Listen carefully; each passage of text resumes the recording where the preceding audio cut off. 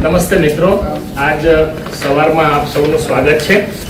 આપ સૌ જાણો છો એ રીતે કે આપણા લોખંડી મહાપુરુષ અને હિન્દુસ્તાનના 562 રજવાડાઓને એક કરી અને જેમણે એક વિશ્વને બહુ મોટો એકતાનો સંદેશ આપ્યો છે એવા લોહ પુરુષ સરદાર વલ્લભભાઈ પટેલની 150મી જન્મ જયંતિ આપણે ઉજવી રહ્યા છીએ।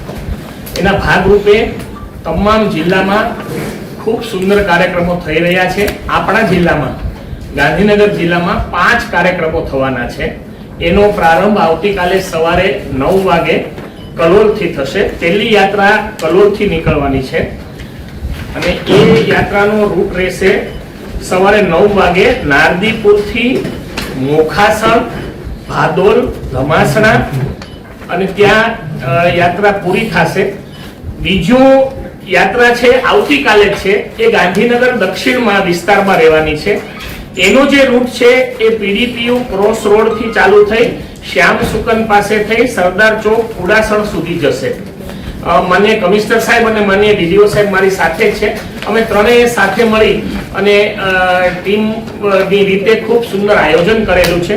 એ જ રીતે પરમ દિવસે 20 તારીખે દેગામ, ગાંધીનગર ઉત્તર અને માણસા આ 3 વિસ્તારની યાત્રા પરમ દિવસે રહેશે।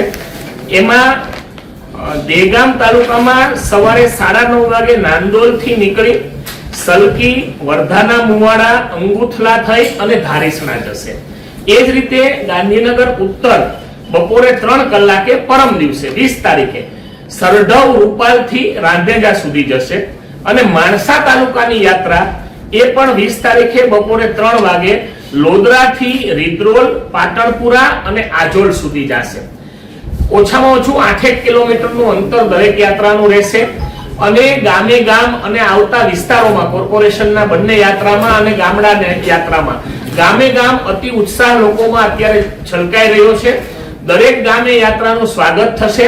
1-1, 1.5 કિલોમીટરે સાંસ્કૃતિક કાર્યક્રમોનું આયોજન કરવામાં આવ્યું છે અને સરદાર પટેલ સાહેબની મૂર્તિ જ્યાં સ્ટેચ્યુ છે ત્યાંથી ચાલુ થશે, જ્યાં સ્ટેચ્યુ નથી ત્યાં પૂરી થતી હોય તો સરદાર પટેલ સાહેબના ફોટાના પૂજન સાથે આ કાર્યક્રમની પૂર્ણાહુતિ થશે।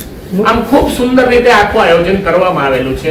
આપ સૌ પણ દરેક કાર્યક્રમની જેમ આમાં સહકાર આપી અને આવતીકાલ અને પરમ દિવસે ખૂબ લોકો આમાં જોડાય એવો મારી કમિશનર સાહેબની અને ડીડીઓ સાહેબની સમગ્ર વહીવટી તંત્રની આપ સૌને વિનંતી છે।